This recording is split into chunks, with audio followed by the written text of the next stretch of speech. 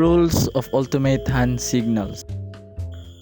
First is foul. Hold one arm straight out and chop the other forearm across the straight arm. Violation. Hands above head forming a V closed fist. Goal. Raise both arms fully extended straight up, palms facing inwards. Contest. Two fists bumped together in front of chest, back of hands facing outward. Accepted. Forearms extended in front of body, elbows tight against torso with palms facing upwards. Retracted play on. Sweeping crossover motion with both arms extended down in front of body. In out of bounds out of end zone. Point with one arm extended, flat palm, thumb parallel, two finger towards playing field or away from playing field.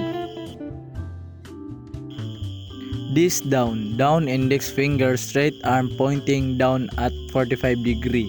This up elbow down forearm vertical index finger pointing upward. Peek. Arms raised, elbow bent, fist facing head. Travel. Close fist, rotate wrist around in a vertical circle. Marking infraction. Fast count, straddle, this space, wrapping, double team, vision arm extended to side, palms facing front. Turnover right arm extended in front of body, palm facing up, then rotate to the palm facing down. Timing violation. Stall violation, tap head with open hand. Offside. Arms cross overhead in an X, hands closed in a fist. Timeout. Timeout. Form a T with the hand or hand and the disc. Spirit stoppage. Upside down T formed by the hands. Stoppage injury technical. Hands clap and raise above the head, arms bent. Gender ratio men. Gender ratio men. Hands cup behind head, elbows out to side. Gender ratio woman.